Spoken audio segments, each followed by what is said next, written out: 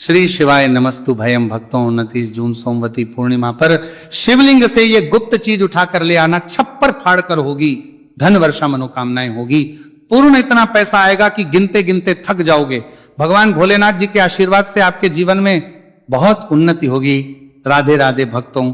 जैसा कि आप सभी जानते हैं कि सोमवार का दिन हमारे भोलेनाथ को समर्पित होता है और भक्तों इस बार 29 जून सोमवार के दिन पड़ने जा रही यानी कि त्रयोदशी की तिथि। और भक्तों जिस तरह से सोमवार का दिन शिव जी को प्रिय है, उसी प्रकार से सोमवती पूर्णिमा की तिथि भी भोलेनाथ को ही समर्पित होती है। और भक्तों जब भी सोमवार के दिन पूर्णिमा की तिथि पड़ती है तो इसका महत्व कई गुना अधिक बढ़ जाता है। और भक्तों ऐसी तिथियां साल में केवल एक ही बार पड़ती है। ऐसे में यदि इस दिन सभी शिव भक्त भोलेनाथ की विधि विधान से पूजा अर्चना करते हैं तो भक्तों की सब मनोकामनाएं पूर्ण हो जाती हैं। इसी के साथ भक्तों 29 जून सोमवती पूर्णिमा का व्रत रखने से भगवान शिव और माता पार्वती की विशेष कृपा प्राप्त होती है। साथ ही इस दिन यदि कोई व्यक्ति भगवान भोलेनाथ की थोड़ी सी भी पूजा अर्चना कर लेता है तो उस व्यक्ति के जीवन की सभी मनोकामनाएं पूर्ण हो जाती हैं, उस व्यक्ति के जीवन के हर कष्ट समाप्त हो जाते हैं और उस व्यक्ति के जीवन में धन प्राप्ति के सभी रास्ते खुलने लगते हैं। तो चलिए वीडियो को शुरू करते हैं। लेकिन पहले अगर आप भी चाहते हैं कि भगवान भोलेनाथ का आशीर्वाद आपके ऊपर सदैव बना रहे तो इस वीडियो को एक लाइक करें और चैनल को सब्सक्राइब करके कमेंट में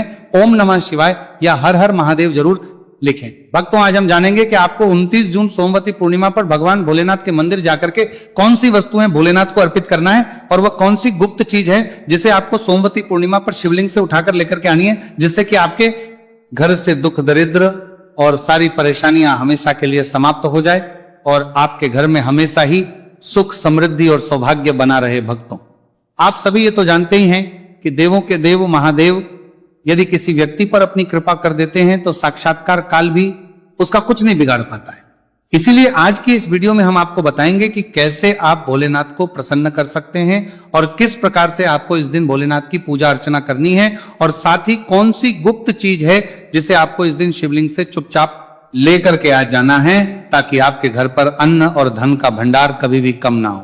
देखिए भक्तों आपके जीवन में चाहे कितनी ही बड़ी परेशानी हो, कितनी ही बड़ी दिक्कत क्यों ना हो, मान लीजिए यदि आपके जीवन में बहुत अधिक धन की समस्या है, आप नौकरी की प्राप्ति के लिए बहुत ही ज्यादा परेशान हो चुके हैं, आपके शत्रुओं ने आपको घेर लिया है, संतान की आपको नहीं हो पा रही है, तो एक बात का ध्यान रखिएगा कि यदि आप भी 29 जून सोमवती पूर्णिमा पर यदि भगवान शिव से जुड़े कुछ उपाय कर लेते हैं तो फिर आपकी चाहे कितनी ही बड़ी मनोकामना हो, आप कितना ही बड़ा कष्ट हो, वो खत्म हो जाता है और आपकी हर मनोकामना पूर्ण हो जाती है। मान लीजिए यदि आपके ऊपर कोई दोष लगा हुआ है, जैसे वास्तु दोष, शनि दोष, पितृ दोष या कोई भी दोष लगा हुआ है, सोमवती पूर्णिमा पर यह गुप्त चीज शिवलिंग से लेकर के आ जाना है। आपके जीवन से सारी परेशानियां दूर हो जाएगी और आपके जीवन में धन आने के सारे मार्ग खुल जाएंगे। भक्तों एक विशेष बात का हमेशा ध्यान रखें कि जब भी हम भगवान भोलेनाथ की पूजा करते हैं तो हमें धैर्य रखना चाहिए, विश्वास रखना चाहिए और श्रद्धा के साथ भगवान भोलेनाथ की पूजा करनी चाहिए, क्योंकि भगवान भोलेनाथ बहुत ही भोले हैं। वो किसी भी व्यक्ति की पूजा से, साधना से तुरंत ही प्रसन्न हो जाते हैं। इसीलिए 29 जून सोमवती पूर्णिमा पर कुछ ऐसी चीजें हैं जो आपको अवश्य पता होनी चाहिए, क्योंकि इस दिन यदि आप भगवान भोलेनाथ के सामने पूजा करने जा रहे हैं और मान के चलिए यदि आपने अगर कोई गलती कर दी तो भगवान भोलेनाथ आपसे क्रोधित हो जाएंगे और आपने सही तरीके से पूजा की होगी तो साक्षात आपको भगवान भोलेनाथ उसी दिन आशीर्वाद दे देंगे और इसके बाद आपके जीवन में कभी कोई परेशानी नहीं आएगी। तो भक्तों आपको हम वो सभी चीजें आने वाले हैं, इसलिए आप सभी इस वीडियो में अंत तक बने रहिए।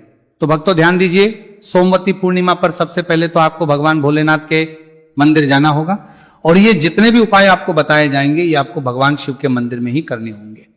देखिए अक्सर कई भक्तों का प्रश्न जो होता है, गुरुजी हमारे घर पर शिवलिंग है, क्या हम घर पर पूजा नहीं कर सकते? तो इसका उत्तर नहीं इस उपाय के लिए, आपको मंदिर जाना पड़ेगा। तो मंदिर का जो शिवलिंग होता है और जो घर का शिवलिंग होता है इसमें बहुत ज्यादा फर्क होता है। जो मंदिर का शिवलिंग होता है और इसकी जो शक्ति होती है वहां आपके घर के शिवलिंग से करोड़ों गुना ज्यादा अधिक होती है। इसमें ऐसी सकारात्मक ऊर्जा होती है जिसके सामने अगर आप थोड़ी सी पूजा करते हैं तो तुरंत ही उसका फल आपको मिलता है और आपके जीवन की हर परेशानी चली जाती है। तो आपको जितने भी आज उपाय बताए जाएंगे आपके जीवन की परेशानी को करने के लिए, आपकी मनोकामना पूर्ति के लिए, तो इन उपायों के लिए तो आपको मंदिर जाना पड़ेगा। और 29 जून सोमवार पूर्णिमा की तिथि भी पड़ रही है, तो ये दिन ऐसा है, इस दिन अगर आप मंदिर जाकर के भगवान भोलेनाथ की पूजा आराधना कर रहे हैं तो मान के चलिए आपके जीवन में कभी कष्ट आ ही नहीं सकता। पूरे साल आपके घर पर अन्न धन का भंडार भरा रहेगा। तो आपको क्या लेकर जाना है वो आपको नोट कर लेना है, क्योंकि भक्तों अगर आपने एक भी गलती कर दी तो आपकी पूजा संपन्न मानी नहीं जाएगी। तो भक्तों सबसे पहली जो वस्तु है जो कि आपको शिव मंदिर लेकर के जाना है वो है एक लोटा जल। अब भक्तों यहां पर कई लोगों का प्रश्न रहता है कि गुरुजी जल जो है वह तो शिवालय में भी मिल जाता है, शिव मंदिर में मिल जाता है, तो क्या जल मंदिर से ले सकते हैं? तो इसका जवाब है नहीं। आपको ये जो जल है इसे अपने घर के रसोई घर से ही लेकर के जाना है। अब भक्तों इसका भी एक कारण है, घर से इसलिए आपको जल ले जाना है ताकि आपके घर का जो जल आप लेकर जा रहे हैं भगवान भोलेनाथ पर चढ़ाने के उसी जल के द्वारा आप भगवान से जुड़ जाएंगे। उस जल के द्वारा आप भगवान को अपनी सभी परेशानियां बता देंगे और उस जल को जैसे ही भगवान भोलेनाथ पर आप चढ़ाएंगे अपनी समस्याओं को बताते हुए वो समस्या आपकी खत्म हो जाएंगी। इसलिए घर से ही आपको एक लोटा जल लेकर के जाना है। इसी के साथ भक्तों जो जल आप लेकर के जा रहे हैं उसमें आप चाहे तो 1 से 2 बूंद गंगा जल की भी डाल सकते हैं, क्योंकि गंगा जल से युक्त जल समर्पित करने भगवान शिव हमसे बहुत अधिक प्रसन्न होते हैं। अब भक्तों इसी के साथ में आपको एक प्यारी सी और एक सुंदर सी बेलपत्र भी लेकर के जानी है। बेलपत्र को लेते समय ध्यान रखें कि ये कहीं से भी टूटी हुई या फिर खंडित नहीं होनी चाहिए। इसी के साथ में 29 जून को है सोमवती पूर्णिमा, तो इस दिन आपको बेलपत्र के वृक्ष से बेलपत्र को तोड़कर नहीं लाना है, क्योंकि ऐसा करना भगवान शिव को क्रोधित भी कर सकता है। इसी आप यदि हो सके तो एक दिन पहले ही बेलपत्र तोड़ के ला सकते हैं, या फिर आपको शिवलिंग पर चढ़ा हुआ बेलपत्र शुद्ध जल से धोकर उसका प्रयोग कर लेना है। अब अगली जो वस्तु है वहां आपको लेकर के आप जानिए सफेद पुष्प। भक्तों की अति को छोड़कर सफेद पुष्प भगवान भोलेनाथ को चढ़ाए जाते हैं, इसीलिए सफेद पुष्प महाशिवरात्रि पर आपको भगवान भोलेनाथ के लिए लेकर के जाना है, ताकि भगवान भोलेनाथ का आशीर्वाद आपको मिल जाए, जिसके बाद आपके जीवन के हर परेशानी खत्म हो जाए। इसके बाद आपको भगवान शिव के मंदिर में सफेद या पीला चंदन भी लेकर के जाना है। और ध्यान रखें भक्तों कि भगवान भोलेनाथ को अगर आप दूध अर्पित करने जा रहे हैं तो एकदम कच्चा दूध होना चाहिए, गर्म किया हुआ दूध नहीं होना चाहिए, कच्चा दूध होना चाहिए। अब भक्तों आपको और क्या क्या ले जाना है, देखिए अगर आप चाहते हैं कि आपकी हर मनोकामना पूरी हो तो एक छोटा डिब्बा लीजिए, काली मिर्च भरकर ले जाइए। देखिए बहुत ध्यान से सुनिए, जितनी आपको बातें बताई जा रही है। एक डिब्बे में काली मिर्च भर के लाल कपड़ा लीजिए, उसमें लौंग कपूर रखें और इसको मौली धागे से बांध करके आपको अपनी जेब में रख के ले जाना है। सिर्फ इतनी चीज आपको ले जानी है सोमवती पूर्णिमा के दिन। अब भक्तों आपको पूजा कैसे करनी है इसे भी ध्यान से सुनिए, और जितनी भी चीजें आपको बताई जा रही है इन चीजों को आपको ले जाना है, जेब पर हानि के साथ जाना है और शिवालय वापस लेकर के आना है अपने घर पर, ताकि आपको धन की प्राप्ति हो सके, आपकी कोई भी मनोकामना हो वो पूर्ण हो जाए। तो भक्तों आप सबसे स्नान आदि करके 29 जून सोमवती पूर्णिमा पर जाएंगे शिव जी के मंदिर में। तो सबसे पहले आपको इस बात का ध्यान रखना है, मंदिर जाने से पहले ही काले या नीले कपड़े धारण करके मंदिर ना जाए, वरना भगवान भोलेनाथ का आपको क्रोधित रूप देखना पड़ सकता है। अब सबसे पहले आपको भगवान के शिवलिंग पर एक धारा से जल समर्पित करते जाना है और आपको मन ही मन श्री शिवाय नमस्तु भयम या ओम नमः शिवाय इस मंत्र का जाप करते रहना है। अब भक्तों इसके बाद आपको भगवान शिव के शिवलिंग पर चंदन लगाना है। चंदन लगाने के बाद भगवान भोलेनाथ पर आपको बेलपत्र समर्पित करना है। फिर इसके बाद आपको भगवान भोलेनाथ पर सफेद पुष्प अर्पित कर देना है। सिर्फ आपको करना है दूध, अगर आप चढ़ाना चाहते हैं तो दूध भी आप चढ़ा सकते हैं, इतना बस आपको करना है। इतना करने के बाद आपको वहां पर खड़े होकर 108 बार, बहुत ध्यान से सुनिएगा, 108 बार आपको ओम नमः शिवाय का जाप करना है। या तो आप 108 बार जाप कर लीजिए या 51 बार कर लीजिए। अब आपको क्या करना है, एक डिब्बा जो काली मिर्च का आप ले गए थे उस काली मिर्च के डिब्बे को आपको शिवलिंग पर जो जलहरी होती है, जहां से जल बह के नीचे गिरता है, इस जलहरी के वहां पर आपको जो काली मिर्च लेकर के गए थे उस काली मिर्च को आपको स्पर्श करना है। कहा शिवलिंग पर, जहां से जल नीचे गिरता है उस स्थान पर, और ये काली मिर्च आपको अपने पास वापस रख लेना है। अब जो आप लाल पोटली ले गए हैं बंद करके लौंग और कपूर की, इसको भी आपको स्पर्श कराना है शिवलिंग की जलहरी के वहां पर, और इसे भी आपको वापस रख लेना है। अब आपको क्या करना है, जिस लोटे में पानी ले गए थे या जिस लोटे में भी आप दूध ले गए उसमें आपको क्या करना है, देखिए आप सभी को पता है कि जब भी हम शिवलिंग पर जल अर्पित करते हैं तो वह शिवलिंग से होकर के जलधारी की ओर बह के आता है और नीचे गिरता है। तो जहां से भी वो जल नीचे गिरता है वहां आपको अपना ये लोटा रखना है और इस लोटे में आपको कुछ जल वापस झेलना है। भक्तों ध्यान रखिएगा, जो आप लोटे में जल भरकर ले गए हैं वो जल आपको वापस बचाना नहीं है, वो तो पूरा आपको भगवान भोलेनाथ को अर्पित कर देना है। अब भक्तों, आपका कई लोग शिवलिंग पर जल चढ़ा रहे हैं, इस बात की चिंता ना करें, क्योंकि भगवान भोलेनाथ के शिवलिंग पर जब भी जल चढ़ाया जाता है तो वो अमृत बन जाता है। कहा जाता है कई देवी देवता शिवलिंग के पास अदृश्य रूप में खड़े होते हैं ताकि शिवलिंग से गिर रहा जल वहां धारण कर सके। इतना पवित्र होता है शिवलिंग पर जल गिरता हुआ जल, तो शिवलिंग से गिरते हुए जल को आपको अपने लोटे में ले लेना, सिर्फ थोड़ी सी बूंदे लेनी है। अब आपको क्या करना है, आपको घर वापस आना है। जो आपने लोटे में जल लिया है, इसको घर पर आते ही घर के लोग जो हैं आपके, उनके ऊपर थोड़ा थोड़ा जल छिड़क देना है। घर के हर कोने में जल छिड़क देना है, घर के मुख्य द्वार पर जल छिड़क देना है। तो सबसे पहला कार्य तो यह करना है। इतना कार्य करने के बाद आपके घर पूरे साल बुरी शक्तियां प्रवेश नहीं करती हैं। यानी कि यदि आपके घर पर कोई काला जादू, काली विद्या करवाने की कोशिश करेगा तो आपके घर पर नहीं कर पाएंगे। इससे आपके घर से नकारात्मक शक्तियां चली जाएंगी और आ जाएगी।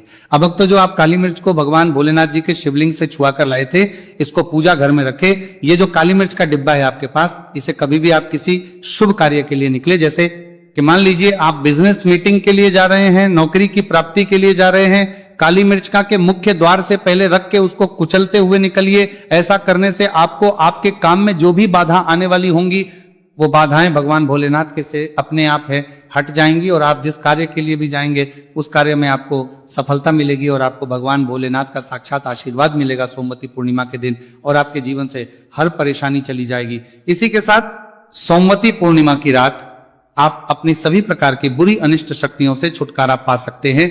जो लोग भोलेनाथ माता पार्वती की पूजा करना चाहते हैं वो इस दिन अपने घर पर पारद शिवलिंग रख लीजिए। सबसे पहले तो आपको अपने घर पर रखें, शिवलिंग का पूजन करना है, फिर गुड़ से युक्त जल हुआ पंचामृत हुआ, इससे आप इस दिन भोलेनाथ का अभिषेक कीजिए। दूध, दही, घी, शहद, शक्कर पंचामृत बना करके अभिषेक कीजिए।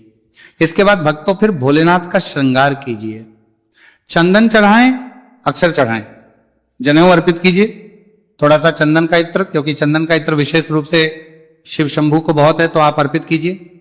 उनके पसंदीदा पुष्प चढ़ाएं, आंकड़े की माला से उनका श्रृंगार कीजिए, साथ ही कनेर के पीले या सफेद पुष्प चढ़ाएं। कमल हुए, गुलाब हुए, बेल हुई, ये फूल उनको बहुत प्रिय है, ये अर्पित करें। और 5 बेलपत्र अवश्य चढ़ाए। आप इस दिन चाहे तो या जो आपके पास बेलपत्र है उसी पर आप श्री श्री लिख के या ओम नमः शिवाय या राम राम लिख के अर्पित कीजिए, जो चिकना भाग होता है, और ये सीधा शिवलिंग पर अर्पित हो। इस प्रकार से आपको बेलपत्र चढ़ाने चाहिए। भक्तों, आप विशेषकर इस बात का ध्यान रखें कि कटे फटे बेलपत्र ना हो। जो व्यक्ति अधूरी चीज भगवान को अर्पित करता है तो उसे भी कटे फटे पत्तों की तरह ही कटा फट्टा फल ही प्राप्त होता है। इसीलिए कभी भी अपूर्ण सामग्री अर्पित ना करें। इसीलिए भक्तों कहते हैं कि जब भोलेनाथ ने गले में विष धारण किया था तो आदिशक्ति मां के कहने पर देवता भगवान शिव के सिर पर भांग, धतूरा, बेलपत्र आदि रखा और निरंतर जल अभिषेक किया था, जिसकी वजह से उनके मस्तिष्क का ताप कम हुआ था। और उस समय से ही भोलेनाथ को भांग धतूरा चढ़ाया जाता है। और यह बात भोलेनाथ के भक्तों में बहुत कम लोगों को भी पता है कि इसी कारण शिवलिंग पर भांग धतूरा चढ़ाया जाता है।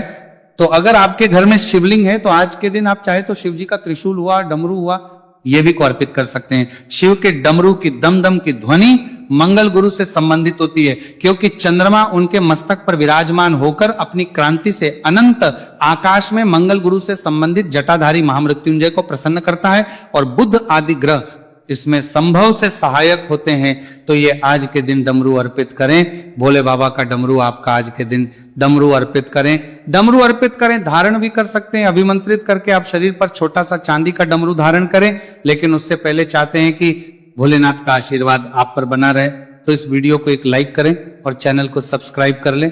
और आप ये वीडियो कहां से देख रहे हैं कमेंट में जरूर बताएं। श्री शिवाय नमस्तु भयम भक्तों।